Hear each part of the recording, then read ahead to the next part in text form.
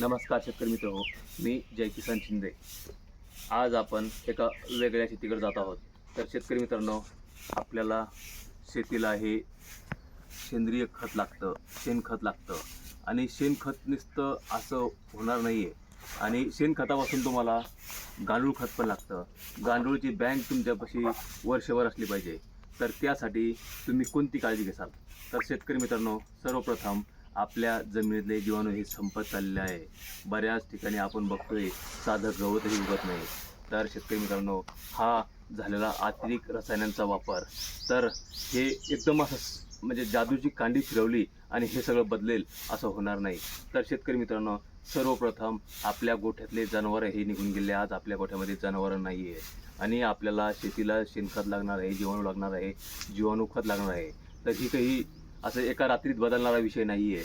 तर शेतकरी मित्रांनो, आता आपण जास्त तर नाही करू शकत, पण जे आपल्याच्याला होईल, जे आपल्याच्यानं असं सहज होईल, ते आपण का करू नये? तर आपण ह्याकडे लक्ष द्यावं, हे करायला पाहिजे। जे करून आज शास्त्रज्ञ सांगतायत की आपण शेणखत वापरा, गांडूळ खत वापरा, गांडूळ पाणी वापरा, हे असे बरेच काही ते सांगतायत, पण हे सहज शक्य होत नाही आणि शेतकरी वर्ग त्याकडे लक्षही देत नाही आहे। काही लोकांना माहीत आहे, ते थोड्यापर्यंत करतात, त्यांच्यापुरतं करतातही, पण आपण आज शेती करताना अभ्यास करून शेतीमध्ये उतरत नाही आहे। तर शेतकरी मित्रांनो, आज आपल्या शेतीला जीवाणू लागत आहेत, जीवाणूची संख्या कशी वाढतील याच्याकडे आपण लक्ष थोडं देणं गरजेचं आहे।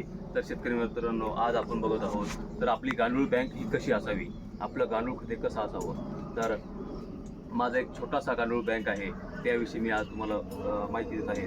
तर शेतकरी मित्रांनो, सर्वप्रथम आता माझ्याकडं जनावरं काही जास्त नाही आहे, मी छोटा शेतकरी आहे। जनावर पण माझ्याकडे जेवढं मला पाहिजे तेवढंच आहे। तर आज बघतोय तर हे माझा शेणखताचा एक गांडूळ बँक आहे। तर ह्या बँकची आपण काळजी कशी करावी? तर शेतकरी मित्रांनो, सर्वप्रथम आपलं जे उकिरडा आहे, आपण त्याला उकिरडा म्हणतो, आपला जो उकिरडा आहे, गावरान शेणखताचा जो उकिरडा आहे, तो असा कायम झाकलेला असावा। आता ह्या सीझनमध्ये पाऊस खूप झाला म्हणून याच्यावर मी बोंद्री जास्त टाकले नाही, तर हे बोंद्रीनं झाकलेला असतो। तर शेतकरी मित्रांनो, आता जास्तीचा पाऊस असल्यामुळं हे नेटनं झाकलेलं आहे। तर नेटनं का झाकायचा, की त्याखाली जे आपले गांडूळ आहे, ते गांडूळ सारखे काम करत असतात। ते झाकण टाकलं तर ते व्यवस्थित काम करतात आणि दुसरा जो धोका आहे, सूर्यप्रकाश तो त्याला येणार आहे, तो सूर्यप्रकाश त्याला मिळत नाही आणि सूर्यप्रकाश त्याला जास्त लागतही नाही, त्याला थोडा सूर्यप्रकाश लागतो, जेणेकरून ह्या नेटमधून थोडा सूर्यप्रकाश जातो आणि दिवसातून एक साधारण 2-3 वेळा त्याला थोडंसं पाण्याचा शिपका मारावा लागतो। तर शेतकरी मित्रांनो, ही गांडूळ बँक हे आपल्याला आपल्या शेतीसाठी एक वरदान आहे। तर याची देखरेख आपल्याला अशा प्रकारे करायची आहे। तर शेतकरी मित्रांनो, आपण बघत आहात तर आज माझी जी छोटीशी गांडूळ बँक आहे, ती गांडूळ बँकची अशी काळजी केलेली असते। तर याच्यामध्ये बघतो आपण तर सगळा काडी कचरा असेल, काहीही असो, तिथं हे खाऊन फस्त करतात। असं शास्त्रज्ञ सांगतात की एक गांडूळ जे जन्माला येतं, ते एक गांडूळ त्याच्या आयुष्यामध्ये 2 टन माती खाऊन जातं। म्हणजे 2 टन माती जर खाल्ली, 2 टन गांडुळाच्या पोटातून जर ती माती बाहेर आली, शेणखत असेल, काही असेल, पण शास्त्रज्ञ सांगतात की त्याच्या शरीरामध्ये असे खूप सारे जीवाणू असतात आणि ते जीवाणू त्याच्या पोटामधून आपल्या शेतीमध्ये येत असतात।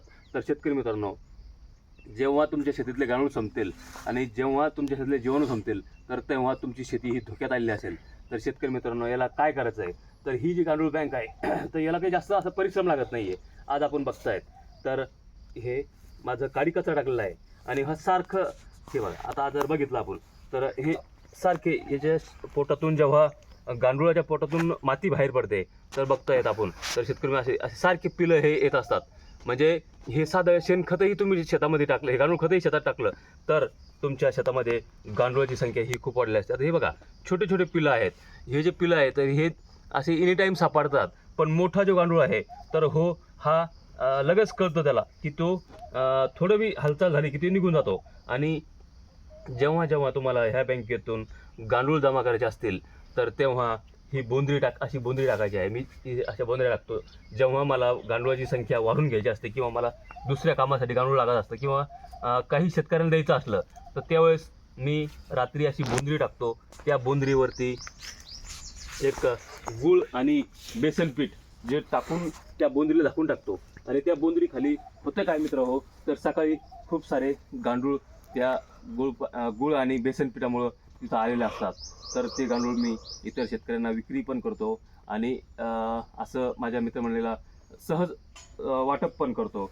तर शेतकरी मित्रांनो, ही अशी आपल्याला आपल्या गांडूळ बँकची काळजी घेणं खूप गरजेचं आहे. याच्यामध्ये आज आपण जर बघितलं तर हे बघा खूप असं म्हणजे हे बघा आता कसे मोठाले गांडूळ सापडत आहेत. हे पोतं वर केलं आहे तर हे मोठे आपले गांडूळ आहे. तर ह्या गांडुळांची अशी काळजी घ्यायची आहे. तर जेव्हा जेव्हा शेतकरी मित्रांनो, याला फक्त एकच प्रॉब्लेम आहे, तो म्हणजे उष्णता याला जास्त लागत नाही आहे. आणि उष्णतेपासूनच हे आपण बघत आहात. हे बघा असे खूप असे गांडूळ इथं सापडते आणि हे वर्षभर असं असतं. तर जेव्हा पण मला उन्हाळ्यात पण गरज पडते तर तेव्हा पण माझ्याकडं माझी गांडूळ बँक ही जिवंत असते. हिच्याकडं असं खूप असं लक्ष असतं. तर हे बघतायत. तर शेतकरी मित्रांनो, तुम्ही असं कितीही केलं तर इथं तुम्हाला हे पोत म्हणजे मला गरजही नव्हती याची टाकायची, पण हे माझं पोतं असं सारखं असतं का की मी त्याच्यासाठी त्यांना खाद्य जे टाकत असतो तर त्या खाद्यामुळं इथं सतत गांडूळ हे येत असतात. आता हे छोटे छोटे पिलं आहेत आणि मोठे पण आहे, पण मोठे खाली असतील. म्हणजे खाद्य न टाकल्यामुळे मोठे वर नाही आले, पण हे छोटे पिल्लं इथं कायम असतात. तर हे अशा प्रकारे ही आपली गांडूळ बँक एक जतन करायची आहे. जेणेकरून मित्रांनो, हे जर शेतामध्ये गेलं तर हे शेतात जर गेलं तुमच्या, तर शेतामध्ये त्याच्या पोटातून सारखे ते अंडे सोडत असतं. आणि तिथं जर तुमचं शेतामध्ये त्याच्या खाद्य व्यवस्थित असेल तर तुमच्या शेतामध्ये गांडुळांची संख्या खूप खूप अशी वाढते. आणि आपल्या शेतीला गांडूळ हे खूप गरजेचं आहे. शेतकरी मित्रांनो, जीवाणूशिवाय शेती होऊ शकत नाही आणि तुम्हाला जीवाणूच्या शेतीकडेच परत जायचं आहे. तर जास्त नाही बी झालं तरी जेवढं तुम्हाला होईल, थोडं थोडं होत नाही, पण तुम्ही अशा प्रकारे आपल्या शेतातील जीवाणूंची संख्या वाढवा. आपल्या शेतीकडे लक्ष द्या. तिला पण आरोग्य आहे. तिच्या आरोग्याची जशी जशी तुम्ही स्वतःच्या आरोग्याची काळजी घेता तशी जमिनीच्या आरोग्याची सुद्धा काळजी घ्या. आणि अशी आपली बँक, छोटीशी बँक झाडाखाली एक पोत तुम्ही पन्नी अंथरून सनी त्याच्यावर याची देखभाल करू शकता. मित्र जेव्हा तुम्ही असं वाटत असेल की हे खूप कष्टिक आहे, असं याला कष्ट काही नाही आहे. तुम्ही बाहेर बी गेले, कुठं फिरायला बी गेले किंवा तुम्ही एकदा तुम्ही असा डेपो टाकून द्याला आणि तुमच्याकडून देखभाल नाही झाली, तो खराबही झाला, फक्त सावलीत पाहिजे, तर ते अंडे जेव्हा तुमच्या शेताला पाणी लागतं, जेव्हा पाणी लागलं की ती ऑटोमॅटिकली तिथं त्याची संख्या वाढायला लागते. म्हणजे असं बी काही नाही आहे की आपण हे करू शकत नाही, खूप कष्टिक आहे, असं काही नाही शेतकरी मित्रांनो. हे साधं गांडूळ खत पण तुम्ही शेतात नेऊन टाकलं तर तिथं जर त्याचे अंडे खराब नाही झाले तरी सुद्धा तुम्हाला पुढच्या वर्षी त्या शेतामधून ते अंडे बाहेर निघून ओलावा जेव्हा होईल, जमिनीत पाणी येईल आणि त्या पाण्यापासून हे अंडे परत चालू होतात आणि तिकडे तुमच्या शेताला ते काम करतात. फक्त तेव्हा त्याला जे तणनाशक असेल किंवा तुमचे रासायनिक खत जास्त असेल त्याच वेळेस ते फक्त अंडे मारतात. नाही तर शेतकरी मित्रांनो, हे असे सहज मरत नाही. मेले पण तरी सुद्धा ते परत ऑटोमॅटिकली वाढत जाते. जेणेकरून तुम्हाला आपल्या गांडूळ आणि जीवाणू खतांची काळजी घेणं गरजेचं आहे. तर शेतकरी मित्रांनो, अशा प्रकारे हे बघताय तुम्ही किती सुंदर असते. याच्यामध्ये हे ऊसाचे टिपरं सुद्धा होते. आणि कोणतंही कार्य कसं याला खायला फक्त ओलं लागतं.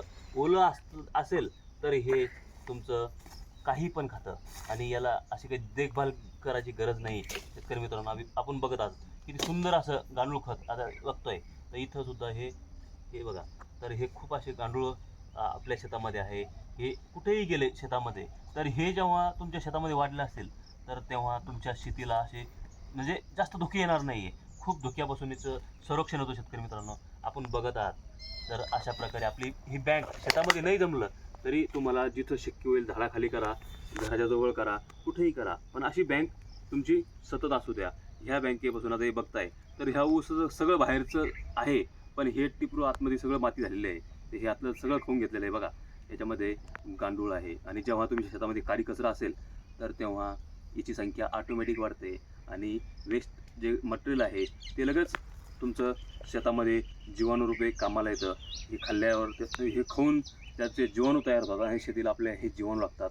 तर शेतकरी मित्रांनो, हे जीवाणू वाढवा.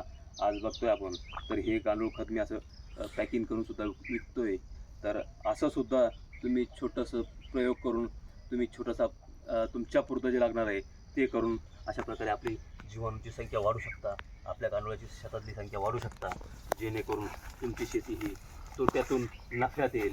आणि शेतकरी मित्रांनो, नक्कीच याचा तुम्हाला फायदा होईल. अशा प्रकारे तुम्ही देखभाल करू शकता आणि तुमच्या शेतामधील जीवाणूची संख्या वाढू शकतात. धन्यवाद मित्र.